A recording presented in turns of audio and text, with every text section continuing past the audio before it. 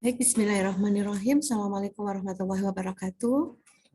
Lanjut pada video tentang pemeriksaan sputum yang kedua. Kita akan melanjutkan pada pembahasan terkait interpretasi pemeriksaan sputum. Ya, jadi sebelumnya kita sudah mempelajari tentang berbagai macam jenis pemeriksaan sputum. Sekarang bagaimana menginterpretasikan hasil pemeriksaan sputum. Sputum yang dihasilkan sewaktu ini akan membersihkan tenggorokan. Kemungkinan dia berasal dari sinus atau dari saluran hidung, bukan berasal dari saluran napas bagian bawah. Sputum yang terbentuk perlahan dan terus meningkat, ini sebagai tanda adanya bronkitis atau bronkiektasis. Sputum yang kekuning-kuningan ini menunjukkan adanya proses infeksi. Sedangkan sputum yang berwarna hijau ini menunjukkan proses penimbunan nanah, di mana warna hijau ini dikarenakan adanya perdoperoksidase yang dihasilkan oleh PMN atau polimorfonuklear dalam sputum.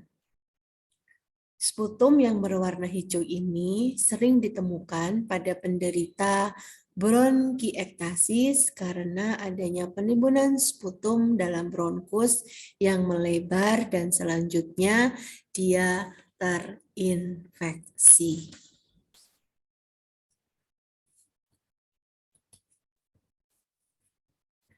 Sputum yang berwarna merah, ya merah muda dan berbusa, ini menunjukkan adanya tanda udim paru akut.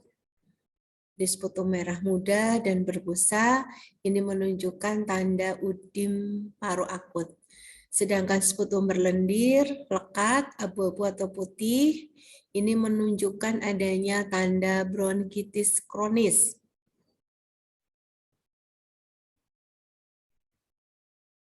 Sedangkan sputum yang berbau busuk ini menandakan adanya abses paru atau bronkiektasis.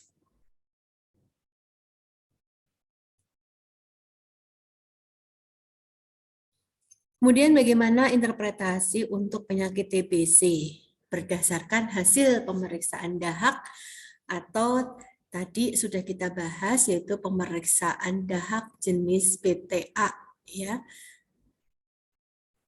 Basil tahan asam. Kita lihat bahwa TB paru dibagi atas yang pertama tuberkulosis paru PTA positif, di mana sekurang-kurangnya 2 dari 3 spesimen dahak, ya tadi kan ada 3 spesimen dahak ya, sewaktu pagi sewaktu gitu ya, ini menunjukkan hasil PTA-nya itu positif.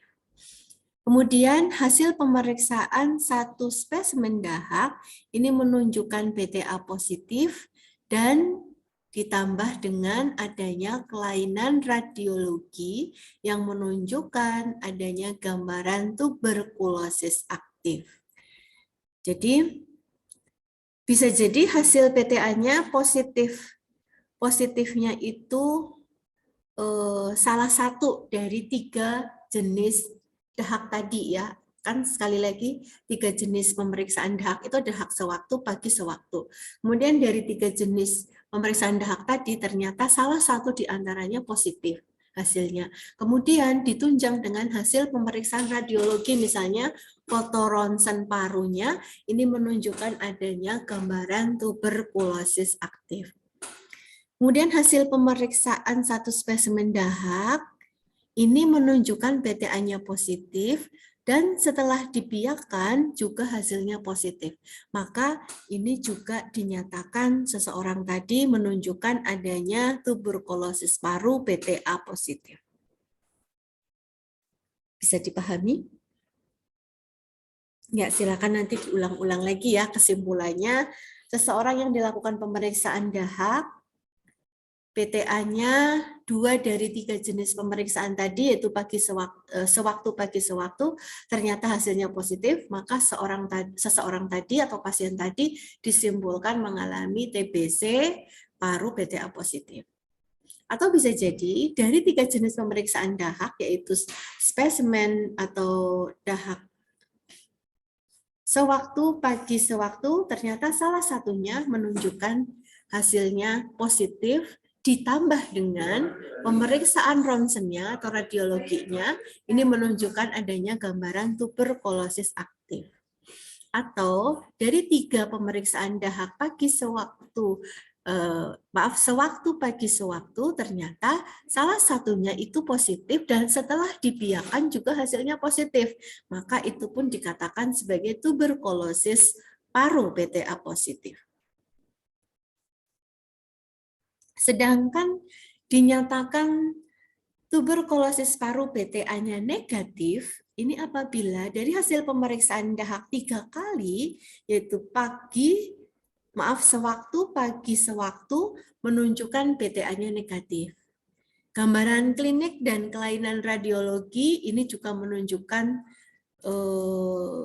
tuberkulosis. Jadi gini, hasil pemeriksaan dahak 3 kali ya dari dahak yang sewaktu pagi maupun sewaktu itu tidak ada yang menunjukkan PTA positif, tapi semuanya menunjukkan PTA-nya negatif.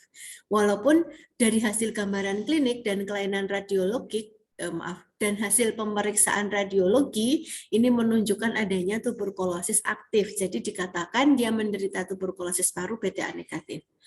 Kemudian hasil pemeriksaan dahak 3 kali ini menunjukkan PTA-nya negatif dan setelah dibiarkan ini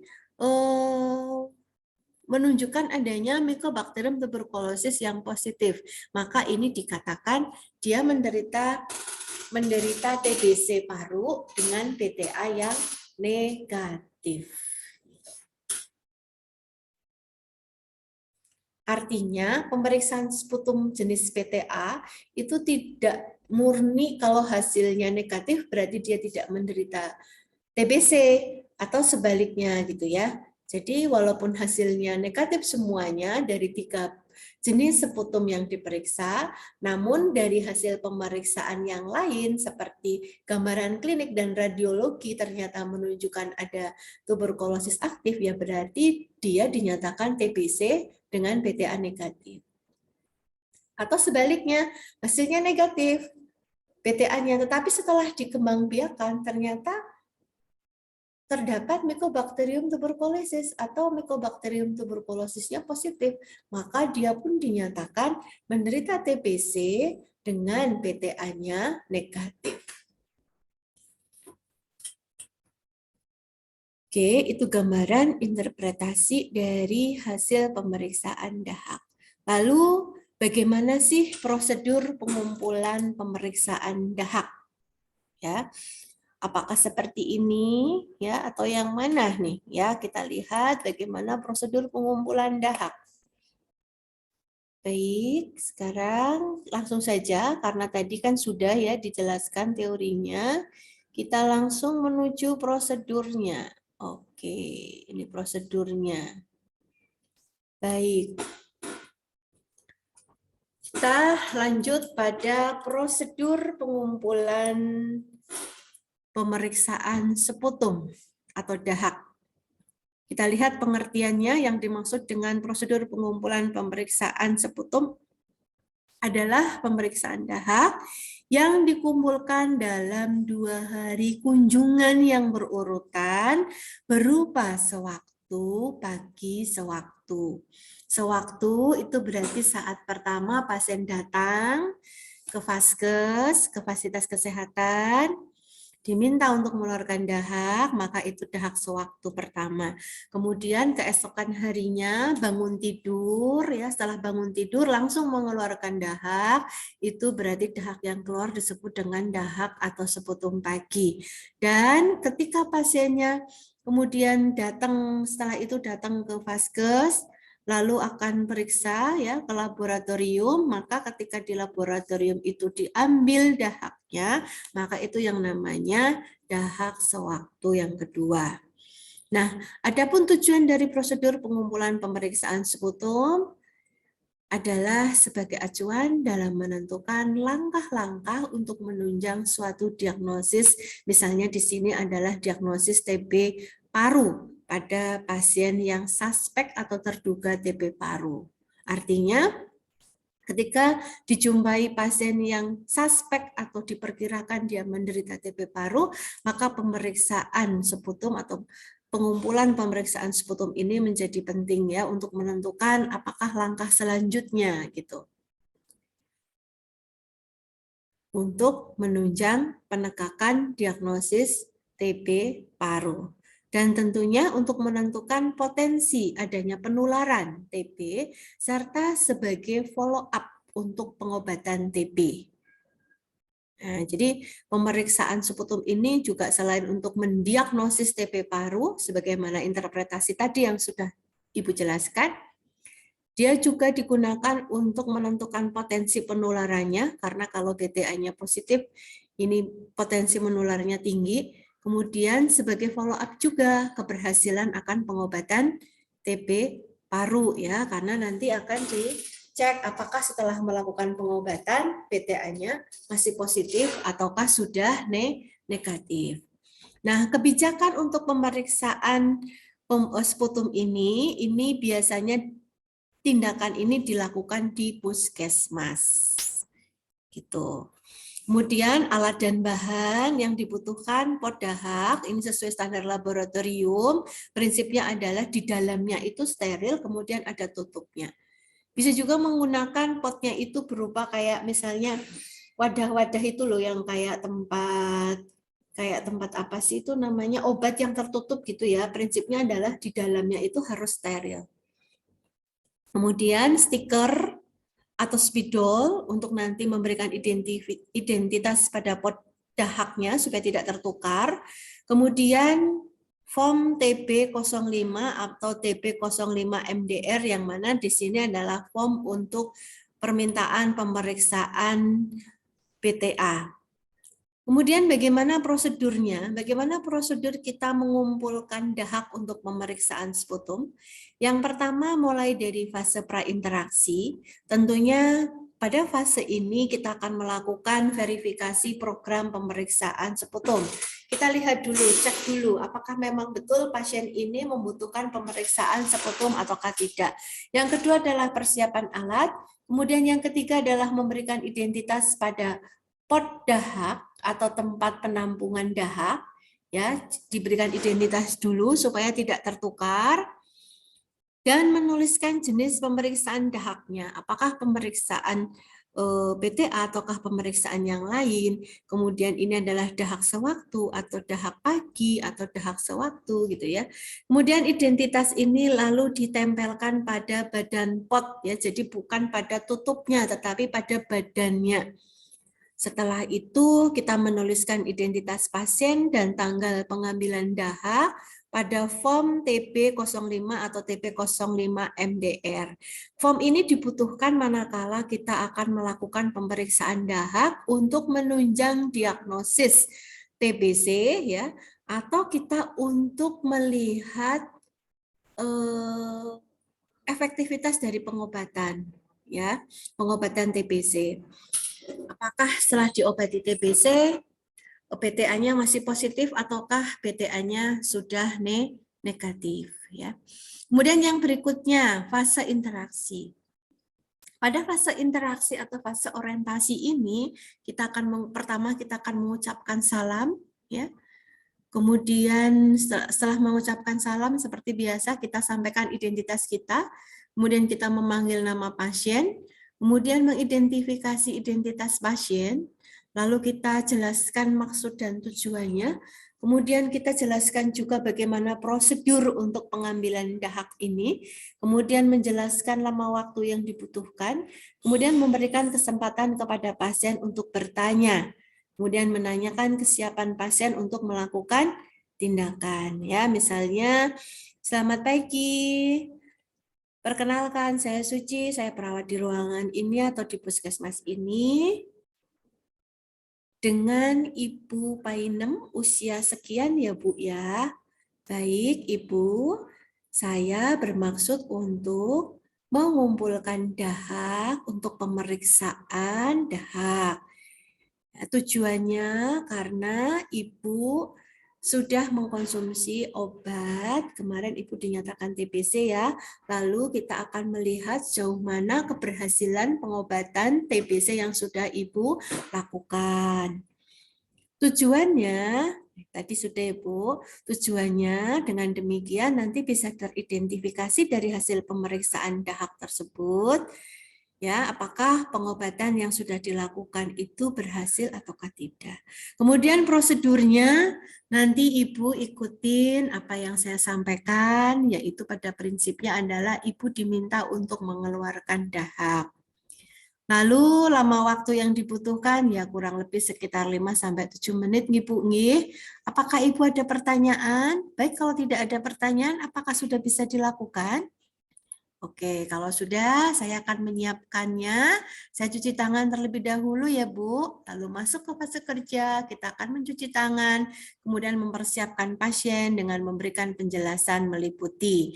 Kita akan menjelaskan kepada pasien pentingnya mendapatkan dahak yang berkualitas untuk menentukan penyakitnya, kemudian menganjurkan pasien untuk berdahak dalam keadaan perut kosong dan berkumur dengan air bersih untuk membersihkan rongga mulut ya, sehingga nanti dahak yang keluar itu tidak bercampur dengan sisa-sisa makanan. Kemudian menjelaskan kepada pasien bahwa dahak adalah bahan yang infeksius, oleh karenanya pasien harus berhati-hati ketika membatukan dan mengeluarkan dahak. Dan setelahnya harus cuci tangan. Kemudian menjelaskan bahwa waktu pengambilan dahak yaitu sewaktu pagi dan sewaktu. Nah, tentunya pada kali ini adalah sewaktu ya, misalnya karena misalnya pasien baru datang gitu ya. Kemudian menjelaskan ke pasien bahwa tempat pengumpulan dahak itu sebaiknya di ruang pengumpulan dahak. Lalu menjelaskan cara mengumpulkan dahak yang baik. Yang pertama, berkumur dengan air bersih sebelum mengeluarkan dahak. Lalu bila menggunakan gigi palsu, anjurkan pasien untuk melepaskan terlebih dahulu gigi palsunya tersebut. Kemudian tarik nafas dalam hitungan 2-3 kali ya, kemudian tahan kurang lebih 3 detik seperti ini ya Bu ya, tarik nafas. Ya, tahan, hembuskan. Oke, 1, 2, 3. Hembuskan, tarik nafas. Tahan, 1, 2, 3. Hembuskan lewat mulut. Oke, tarik nafas. Tahan, 1, 2, 3. Hembuskan, ya. Jadi 2 atau 3 kali, kalau 2 berarti yang ketiganya nanti Ibu membatukan. Kalau misalnya 3 kali, berarti yang keempatnya Ibu batukan. Ya. Kemudian jangan lupa buka tutup pot, dekatkan ke mulut, berdahak dengan kuat, dan ludahkan ke dalam pot. Jadi tarik nafas, misalnya ini yang ketiga ya, 1, 2, 3, hembuskan. Tarik nafas, tahan. 1, 2, 3, buka tutup potnya, dekatkan ke mulut, lalu dahakkan dengan kuat. Dan ludahkan ke dalam pot. Nah, setelah selesai berdahak, tutup rapat pot dahak tersebut, lalu segera cuci tangan dengan air sabun. Bila memungkinkan, meminta pasien untuk ke ruang pengumpulan dahak, ya. Kemudian meminta pasien untuk mengumpulkan dahak sebagaimana telah dijelaskan caranya, melakukan penilaian dahak pasien tanpa membuka tutup pot, jadi mengamati volume dahak melalui dinding pot yang transparan. Ya, volume dahak yang berkualitas itu ya sekitar 3-5 cc. Kemudian setelahnya segera mencuci tangan dengan air sabun setelah menilai kualitas dahak. Kemudian apabila ternyata tidak memenuhi syarat pemeriksaan seperti yang keluar adalah air liur atau volume dahak berkurang, maka pasien diminta untuk berdahak kembali. Kemudian apabila pasien kesulitan mengeluarkan dahak, pasien dapat diberikan ekspektoran seperti OBH atau gliserol guaiacolas sehari sebelum pengeluaran dahak dan anjurkan minum banyak atau minumnya itu di malam harinya ya. Lalu bangun tidurnya baru diambil dahak. Kemudian pasien dapat dianjurkan untuk olahraga ringan seperti lari-lari kecil atau petugas melakukan tepukan ringan dengan kedua telapak tangan pada punggung pasien sekitar 3-5 menit. Kemudian selanjutnya meminta pasien untuk berdahak kembali seperti yang telah diajarkan, yaitu dari poin D, E, dan F. Kemudian rapihkan pasien dan alat. Oke, jadi begitu ya. Saya ulangi, tentunya yang pertama adalah posisikan pasien senyaman mungkin, jangan lupa ya. Kemudian minta pasien untuk, setelah kita menjelaskan, gitu, lalu minta pasien untuk menarik nafas, tahan 1, 2, 3, hembuskan pelan-pelan lewat mulut, tarik nafas lagi, tahan 1, 2, 3, hembuskan pelan-pelan melalui mulut, tarik nafas lagi, tahan 1, 2, 3, batukan. Nah, batukan ke dalam tempat pembuangan dahak atau pot sputum tadi, ya. Kemudian ditutup lagi. Nah, itu kurang lebihnya seperti itu. Oke, pada saat fase terminasi, tentunya kita akan mengevaluasi bagaimana perasaan pasien dan mengevaluasi hasil pengumpulan dahak dan menjelaskan bahwa dahak akan dibawa ke laboratorium untuk dilakukan pemeriksaan.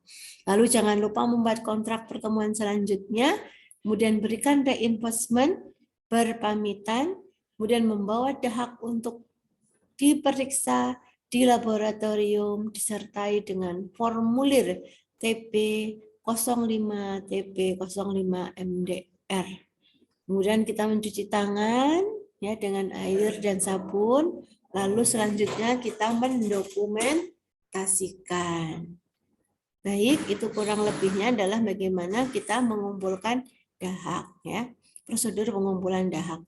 Mendokumentasikan ya tanggal jam berapa untuk diagnosa yang keberapa, tindakannya apa? Yaitu mengumpulkan dahak pasien. Nah, kemudian berapa